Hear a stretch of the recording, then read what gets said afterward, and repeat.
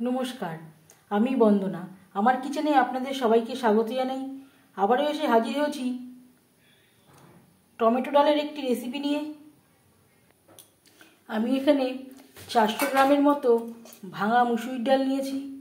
ডাল পরিষ্কার করে ধুয়ে নিয়েছি। 1 ঘন্টা আগে ভিজিয়ে রেখেছিলাম। ভিজিয়ে রেখে রান্না করলে সেদ্ধ হতে সময় লাগে না। হাতে যদি সময় না থাকে ভিজিয়ে না রেখেও রান্না করতে পারেন। আর প্রেসারে করে রান্না করলে একটা সিটি দিয়ে নেবেন। একটা সিটি দিয়ে নিলেই ডাল সুসিদ্ধ হয়ে যাবে।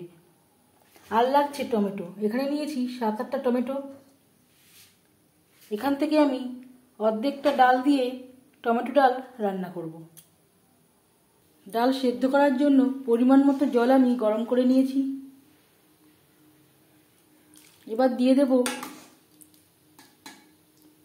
পরিষ্কার করে ধুয়ে রাখা মুসুরির ডাল। পুরো ডালটাই আমি সেদ্ধ করব, আর অর্ধেকটা দিয়ে আমি টমেটো ডাল তৈরি করব।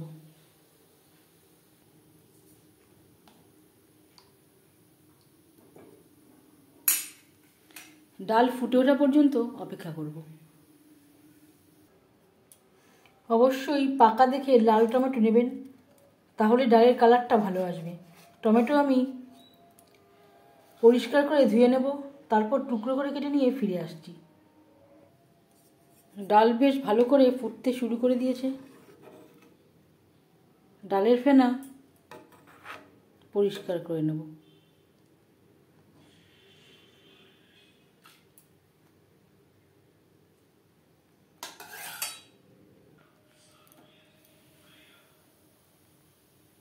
আর দিয়ে দেব স্বাদ মতো লবণ।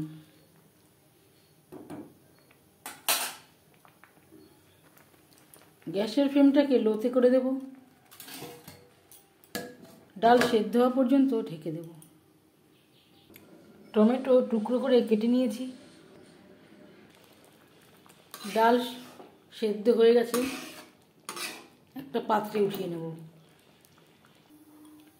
ডাল সেদ্ধ করে নেওয়া কড়াইতে আবারও তেল দিয়েছি।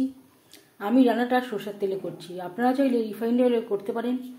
যেহেতু আমি সর্ষে ফোড়ন দেব, সরষের তেলে করলেই ভালো হবে। তেল গরম হয়ে গেছে, দিয়ে দেবো একটা শুকনো লঙ্কা, 1/2 চামচ কালো সর্ষে ও শুকনো লঙ্কা ভাজা হয়ে গেছে। এবার দিয়ে দেবো টমেটো।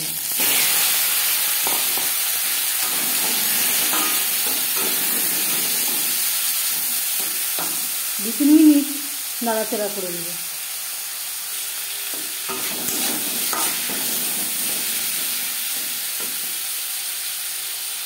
আর লাগছে খুবই সামান্য পরিমাণে লবণ।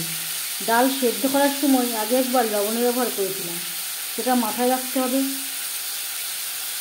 পরিমাণ মতো হলুদের গুঁড়ো। এতে যে হলুদ দেবো তাতেই হয়ে যাবে, আমি আর ডালে আলাদা করে হলুদ ব্যবহার করছি না। 2-3 মিনিট নাড়াচাড়া করে নেওয়ার পর দিয়ে দেবো সেদ্ধ করে রাখা ডাল।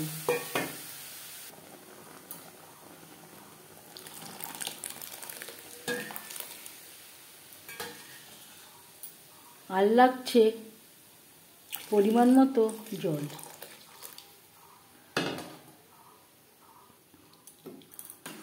টমেটোর সাথে ডাল আরও 3-4 মিনিট বেশ ভালো করে ফুটিয়ে নেব। আর লাগছে চেরা কাঁচা লঙ্কা।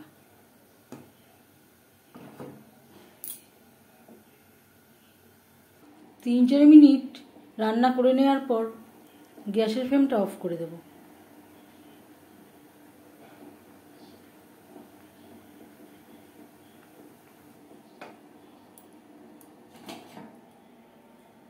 পাঁচ মিনিট ঢেকে স্ট্যান্ডিং টাইমে রাখবো।